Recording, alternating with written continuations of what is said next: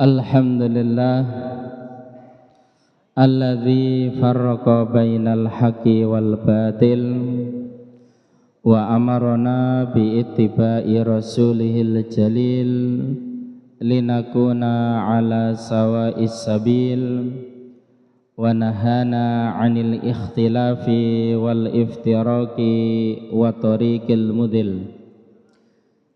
Asyhadu an la ilaha illallah wahdahu la syarikalah wa asyhadu anna Muhammadan abduhu wa rasuluh la nabiyya wa la rasula ba'da. Allahumma salli ala Muhammad wa ala ali Muhammad kama sallaita ala Ibrahim wa ala ali Ibrahim innaka Hamidum Majid. Allahumma barik ala Muhammad wa ala ali Muhammad kama barakta ala Ibrahim wa ala ali Ibrahim innaka Hamidum Majid. Yang kami hormati dan kami muliakan Bapak Rektor, segenap jajaran wakil rektor dan juga seluruh dewan dosen yang kami muliakan, serta para pegawai, karyawan, staf dan juga segenap mahasiswa-mahasiswi Universitas Muhammadiyah Lamongan yang semoga Allah Subhanahu wa ta'ala menjadikan kita seduluran di dunia, kelak mudah-mudahan bisa bertetangga di surga. Di dalam kitab Tadabbur Kisah Nabawi yang ditulis oleh Ibnu Abdil Bar, dikutipkan satu hadis Nabi yang sahih yang bertalian tentang pembangunan Masjid Al-Aqsa, yang di dalam hadis itu disebutkan oleh Rasulullah sallallahu alaihi wasallam ketika Nabi Sulaiman alaihissalam diperintahkan oleh Allah untuk membangun Masjid Al-Aqsa. Setelah perintah itu diselesaikan, maka Nabi Sulaiman alaihissalam berdoa kepada Allah minta 3 perkara. Yang pertama, beliau berdoa kepada Allah meminta agar hukum yang telah diputuskan oleh beliau itu sesuai dengan hukum Allah. Permintaan yang kedua, beliau meminta kepada Allah agar diberi kerajaan yang agung, yang besar, yang kerajaan itu tidak diberikan oleh Allah kepada siapapun sebelum beliau dan siapapun sesudah beliau. Kemudian yang ketiga, beliau berdoa kepada Allah agar tak satu pun dari umat Islam yang sholat di Masjid Al-Aqsa kecuali setelah itu dalam keadaan diampuni oleh Allah Subhanahu wa ta'ala.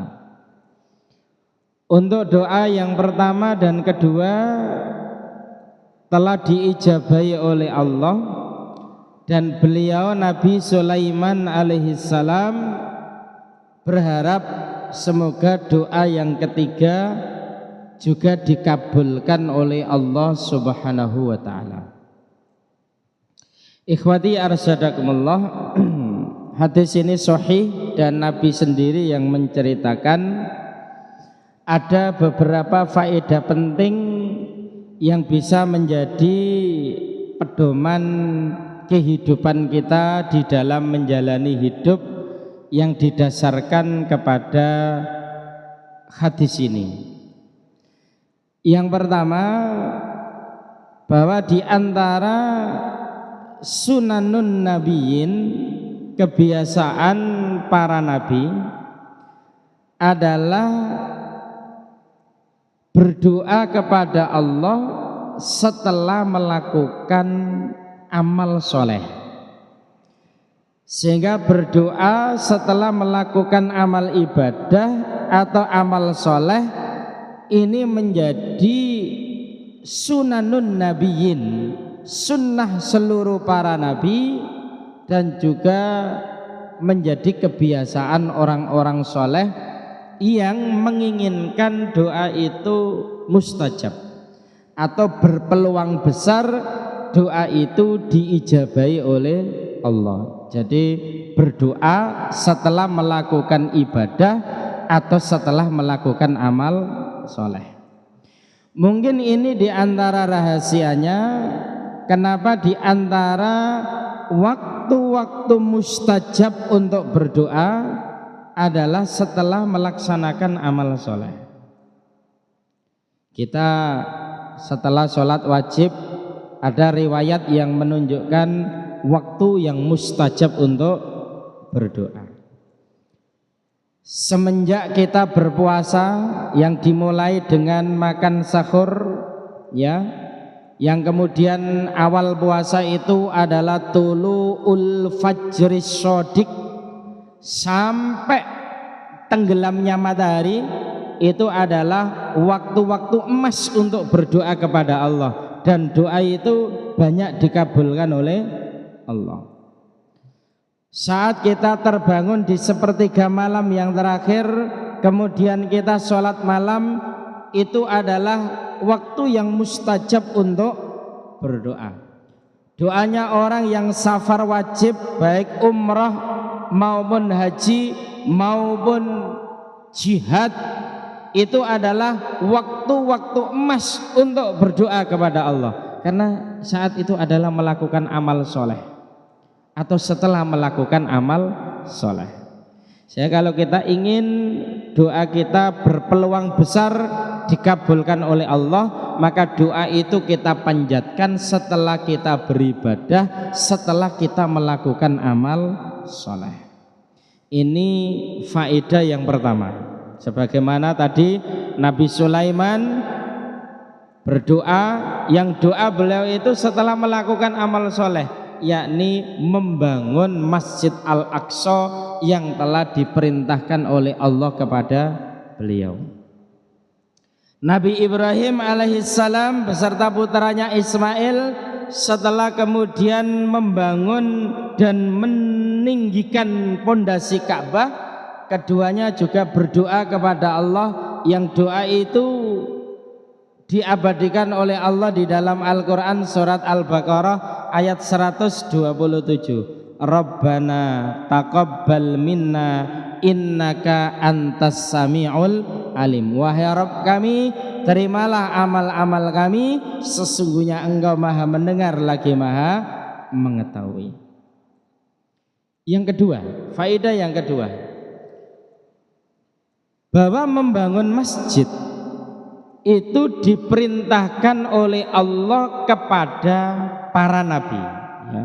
Sehingga seluruh para nabi diperintahkan oleh Allah untuk membangun tempat ibadah, ya, yang kita mengenalnya sebagai masjid, juga terkenal juga dalam sebutan lain musholla, ya. Tapi biasanya musholla itu cilik ngono ya, nek masjid itu gede gitu.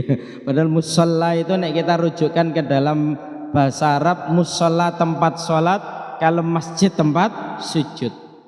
Artinya tidak ada perbedaan antara masjid dengan musholla, ya. Sehingga kalau ada tahiyatul masjid, ya ada tahiyatul musholla gitu ya. Tapi hasilnya musholla itu kan istilah wong Indonesia ya, wong Indonesia. Soalnya nek istilah Arab musalla itu kok musalla. Nek kaitannya tanah lapang itu malah disebut bukan musalla ya Pak Ustaz. Ya, bukan ya. Dah. Dan Rasulullah secara khusus kalau kita buka di dalam kitab Bulughul Maram babul masajid, bab tentang masjid-masjid, maka kita akan dapati beberapa riwayat bahwa Rasulullah itu memerintahkan umatnya untuk membangun masjid di kota-kota, di desa-desa, di kampung-kampung. Itu diperintahkan oleh Rasulullah sallallahu alaihi wasallam untuk membangun masjid ini. Sehingga kita jumpai dalam Sirah Nabawiyah ketika Rasulullah hijrah ke Madinatul Munawwarah yang dulu namanya Yasrib, maka sesungguhnya yang pertama kali dibangun oleh Rasulullah adalah masjid. Ya, yang sekarang kita kenal dengan Masjid Nabawi. Bahkan masjid ini tidak sekedar menjadi tempat ibadah, tapi menjadi sentral peradaban umat, ya. Karena dari masjid itu lahir orang-orang cerdas, lahir generasi-generasi hebat yang biidznillahi azza wa jalla merubah peradaban dunia, ya, merubah peradaban dunia. Dan itu berawal dari masjid.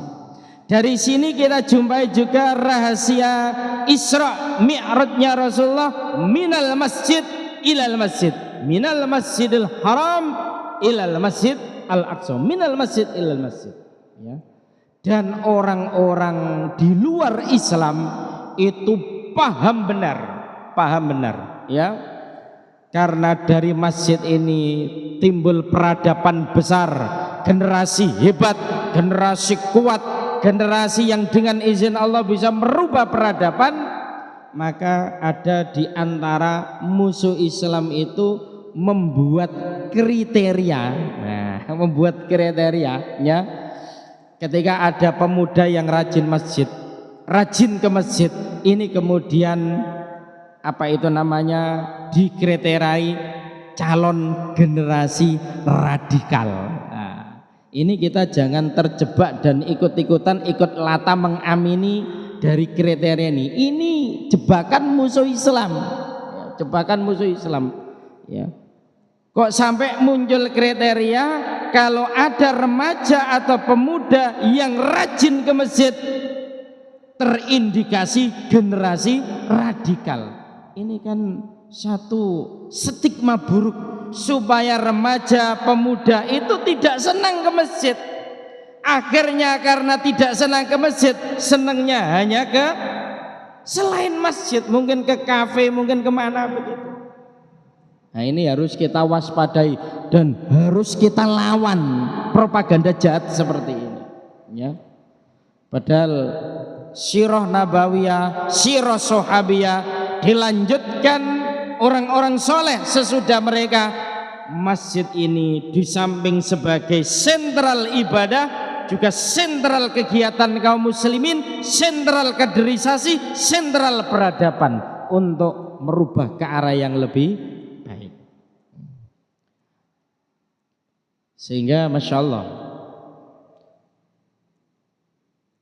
orang yang kemudian digolongkan sebagai umarul masajid, para pemakmur masjidnya Allah, secara global ada dua bentuk.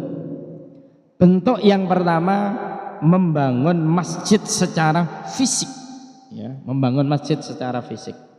Meskipun dia ikut membangun itu berkontribusi membangun itu hanya mungkin sebesar sarang burung. Kalau ia niatkan ikhlas karena Allah, maka dia juga mendapatkan jaminan banallahu lahu baitan fil jannah, man bana lillahi masjidan banallahu baitan fil jannah. Barang siapa yang membangun masjid karena Allah, maka Allah pasti membangunkan untuknya rumah di surga atau istana di surga. Surga itu sudah istana, kok dibangunkan istana di dalam surga, itu pengertiannya dia dapat surga spesial. Meskipun mungkin dia mampunya hanya satu sak semen misalnya, ya, atau mungkin dia mampunya hanya ikut ngangkat botol, ya, masuk di dalamnya kalau dia melakukannya karena Allah, ya. Dan alhamdulillah kalau saya perhatikan, ikhwati arsyadakumullah, akhir-akhir ini akeh wong sugih sing bosen nyekel duit akeh, wis bosen nyekel duit akeh itu akeh, ya. Sehingga kemudian ada yang bangun masjid, ini orang kaya, tanahnya ia beli sendiri, ia bangun sendiri, tidak menerima sumbangan dari orang lain.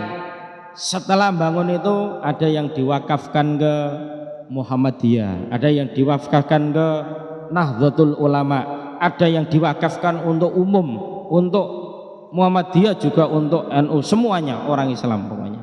Ada yang begitu itu yang saya dengar ceritanya seperti yang membangun masjid Mudor itu loh, Mudor Arifin.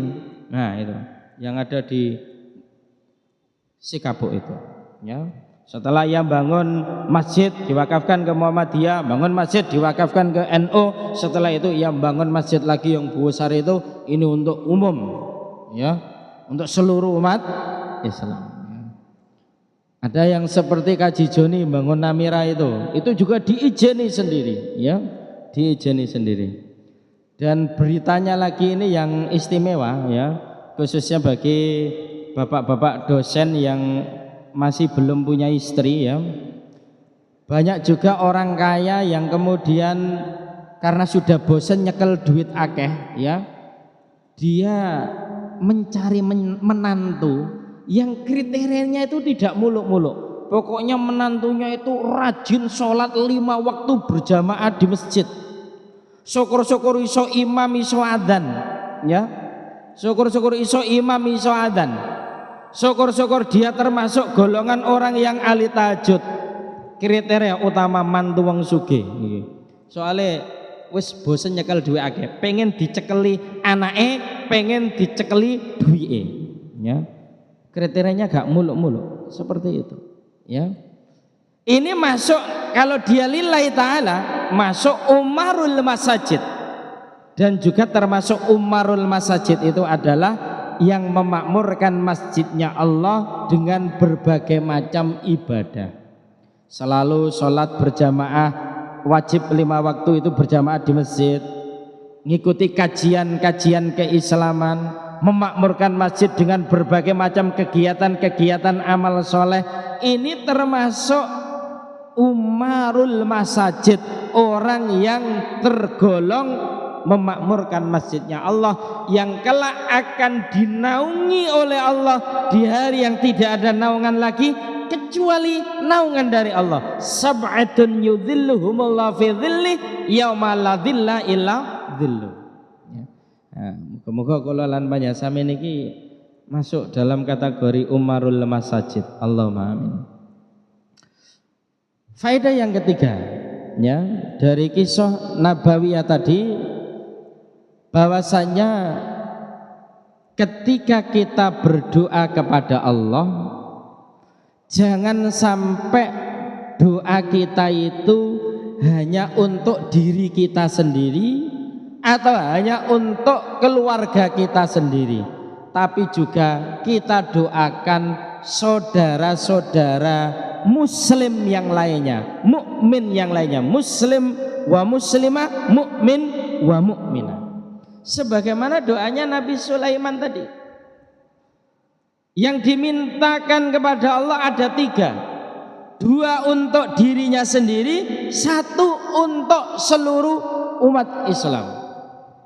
Dia minta kepada Allah agar hukum yang beliau putuskan sesuai dengan hukum Allah. itu untuk dirinya sendiri. Ia minta kepada Allah agar Allah memberikan kepada beliau kerajaan, yang kerajaan itu tidak diberikan oleh Allah kepada orang sebelum beliau maupun orang yang sesudah beliau. Sehingga kita bisa lihat, Masya Allah, doa itu diijabahi oleh Allah. Nabi Sulaiman itu nabi juga raja yang kekuasaannya sangat luas, membentang dari timur ke barat, dari utara ke selatan, dan tidak ada satupun seorang manusia yang diberi kerajaan seperti kerajaannya Nabi Sulaiman. Termasuk juga ditaklukkannya jin untuk beliau. Pasukan beliau itu dari manusia, dari jin, dari binatang, ya, dari angin, semuanya ditaklukkan untuk Nabi Sulaiman. Dan tidak ada manusia yang seperti Nabi Sulaiman bisa menaklukkan jin. Ini ana wong mbok dhek iku kiai, mbok ulama, mbok ustad, kok ngaku-ngaku bisa menaklukkan jin. Kita bisa katakan dia pasti dusta. Kenapa? Karena ini sudah dinas, kerajaan itu hanya diberikan Allah kepada Nabi Sulaiman, tidak diberikan kepada sesudah Nabi Sulaiman. Jin yang tunduk kepada Nabi Sulaiman itu juga bukan atas kehendak Nabi Sulaiman, tapi Allah menundukkan jin itu untuk Nabi Sulaiman, ya. Sehingga bohong itu kalau ada kiai atau ulama, jin-jin ini muridku kabeh, tak tundukno kabeh. Dia justru yang ditundukkan oleh jin aslinya. Quran surat Al-Jin ayat 6. Wa annahu kana rijalu minal insi ya'udzuna birijali minal jinni fazaduhum arhaqa. Maka ada di antara manusia yang kemudian minta tolong kepada jin, maka bertambahlah dosanya. Ya. Nabi Muhammad Sallallahu Alaihi Wasallam dalam satu riwayat, ketika beliau kretek ada keinginan mau menaklukkan jin, ya, beliau itu kemudian ingat, ya, keinginanku ini telah didahului oleh saudaraku Sulaiman, kan begitu, ya, jelas sekali itu, ya. Apalagi ini levelnya bukan nabi, bukan rasul, ngaku-ngaku iso nundukno jin, kita katakan pasti dusta, ya. Bahkan Imam Asy-Syafi'i rahimahullah ta'ala pernah mengatakan, ya,